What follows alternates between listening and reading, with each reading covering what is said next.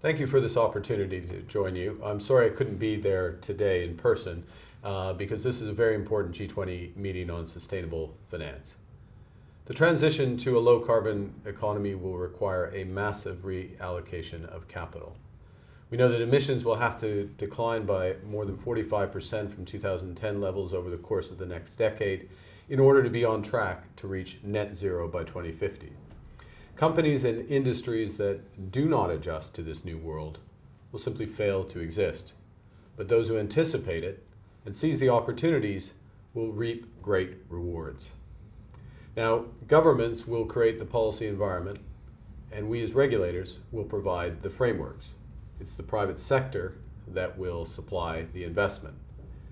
And as policymakers, to move forward, we need to focus on the 3 R's: reporting, risk management, and sustainable returns. So let me start with reporting.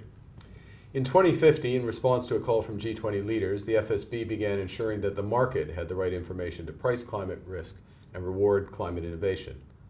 The FSB established the TCFD, led by private business from a wide range of industries from right across the G20. And only 18 months later, the TCFD delivered to the Hamburg G20 Leaders Summit its recommendations for voluntary disclosures of material climate-related financial risks. Since that time, there has been a step change in both the demand and supply of climate reporting. On the demand side, current supporters of the TCFD include 3/4 of the world's globally systemic banks, 8 out of 10 top global asset managers, the world's leading pension funds, insurers, sovereign wealth funds, the major credit rating agencies, and all the big 4 accounting firms. In total, the financial firms alone manage almost $110 trillion in assets. Not surprisingly, the supply of disclosures by the users of capital is starting to respond. Over 600 organizations with total market capitalization of over $9 trillion have endorsed the TCFD recommendations. The TCFD's rapid growth in such a short time shows how influential the G20 can be in setting the agenda for change. The next milestone for the TCFD will be an implementation report delivered to next month's G20 summit in Osaka. This report will set out the growing momentum behind disclosures, the types of disclosures that are the most decision useful for investors, and emerging best practices, including of how firms can test their strategic resilience to different climate outcomes. And it's in our interest as the G20 to reinforce these efforts of the private sector. Turning to risk management, climate risks have a number of distinct elements which in combination require a strategic approach. These include breadth, magnitude, as the full impacts of climate risks are large and potentially nonlinear and irreversible, the foreseeable nature of climate risks, and their dependency on short-term actions. The combination of these risks and their very nature means that the biggest challenge in climate risk management is in assessing the resilience of firm strategies to transition risks. For companies, that means an ability to conduct scenario analysis. And for supervisors, like the Bank of England, that means developing stress tests for financial institutions. Testing insurers, banks, and possibly other participants in the financial system with climate change scenario stress tests will have 2 objectives. First, to consider whether across the financial system, financing flows are consistent with an orderly transition to the climate outcomes set out in the Paris Agreement. These long-term scenarios can facilitate discussions between sectors and geographies and countries. And second thing we need to do is, or the second advantage of stress tests, is to consider whether the financial system itself would be resilient to shorter-term shocks, including a climate Minsky moment when climate risks, particularly transition risks, materialize suddenly. It's also a policy challenge for governments. Clear policy frameworks defining the transition scenarios and timeframes would make it much easier for firms to adapt strategically to the changes ahead. The policy frameworks of governments that will have the greatest impact will be time consistent, transparent, and committed. Turning finally to return, Advances in reporting and risk analysis are paving the way for investors to realize opportunities in climate-friendly or sustainable investments by reorienting their focus to broader, sustainable, long-term value creation. The size is immense. The IEA estimates that low-carbon transition could require $3.5 trillion in energy sector investments every year for decades, twice the rate at present.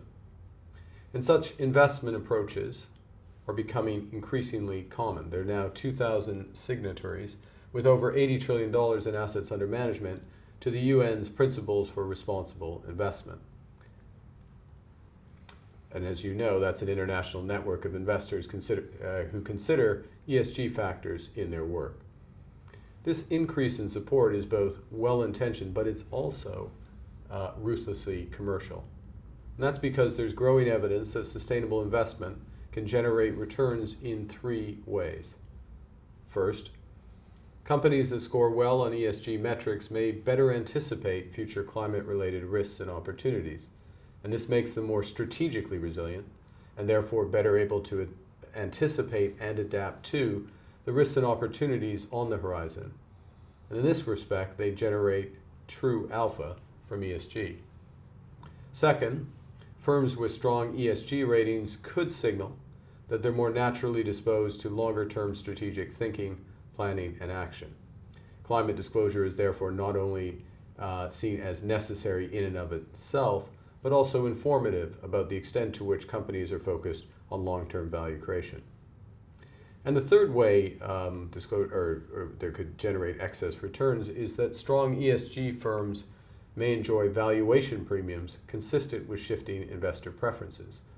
Millennials, cleanly focused on company values and sustainability, are set to inherit more than $24 trillion of wealth in the US alone over the next 15 years, and they may seek the investment opportunities to match their values.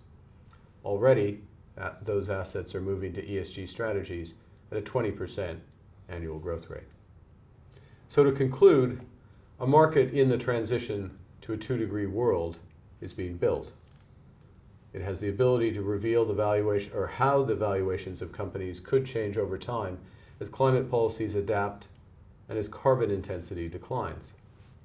It will expose the likely costs of doing business in the future, of paying for emissions, and of tighter regulation. And it can help to smooth price adjustments as opinions change rather than concentrating them in a climate Minsky moment. That market will also allow feedback between the market and policymaking, climate policymaking, making climate policy somewhat more similar to monetary policy, where policymakers learn from the market's reaction, the markets internalize the policymakers' objective, strategies, and instruments. Now, the speed at which this market develops will be heavily influenced by the coherence and credibility of government's climate policies. Finance will complement and has the potential to amplify, but it will never substitute for climate policy action. As countries build their track records and their credibility grows, the market will allocate capital to deliver the necessary innovation and growth and pull forward the adjustment to a low carbon future. And that is how we all will break the tragedy of the horizon. Again, arigato gozaimasu, thank you for having me, and good luck.